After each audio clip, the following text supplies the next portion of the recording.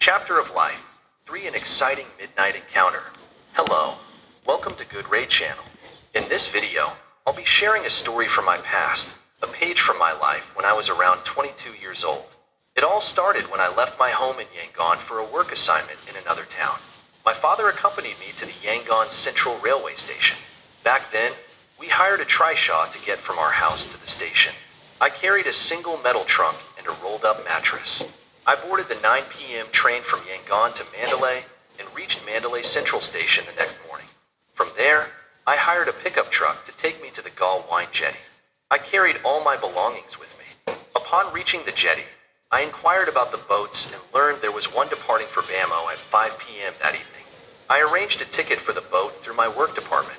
However, since cabin reservations were usually made in advance, I was informed that no cabins were available.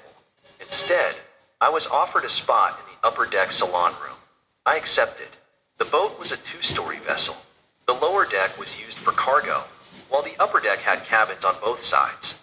At the end of the cabins, there was a large communal room known as the salon.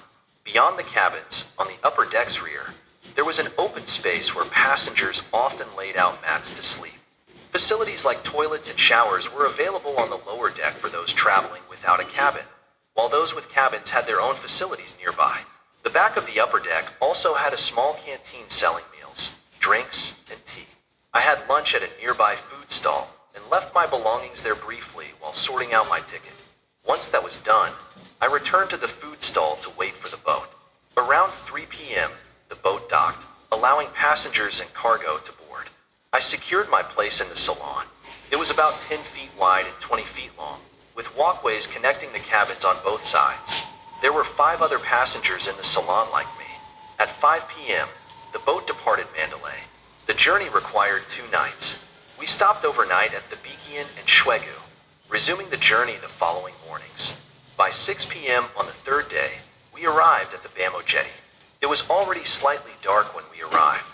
After unloading my belongings, I used a nearby rotary telephone to contact my workplace. The department head answered and informed me that a vehicle would be sent to pick me up within half an hour.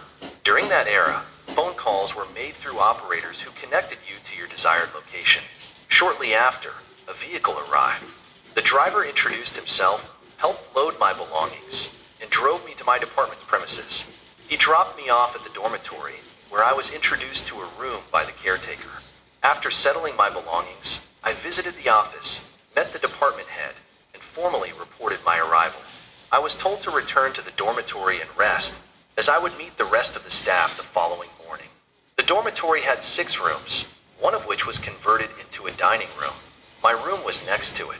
In the corridor, there were 5 sofas, and I noticed a guitar propped up against a wall. Feeling curious, I picked it up, tuned it, and began playing some of my favorite songs by Lashio Thainong. Around 10 p.m., I prayed and went to bed.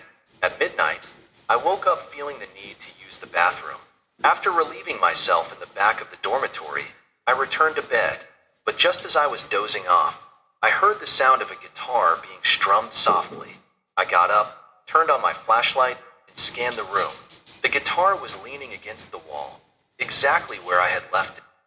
Confused, I went back to bed, only to hear the sound again, longer and more distinct this time. I decided to investigate further, searching the room thoroughly, but found nothing unusual. Thinking I might be imagining things, I decided to move the guitar to the corridor outside my room.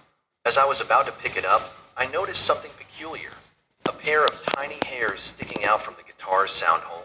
Curious, I observed closely. Suddenly, a large cricket crawled out, using its legs to pluck the guitar strings. Mystery solved. The haunting guitar sound had been caused by this little creature. While it was a relief to know there was no supernatural explanation, the experience had left me thoroughly spooked and excited that night. And that's my chapter of life 3, an exciting midnight encounter. Thank you for watching. I'm Good Ray.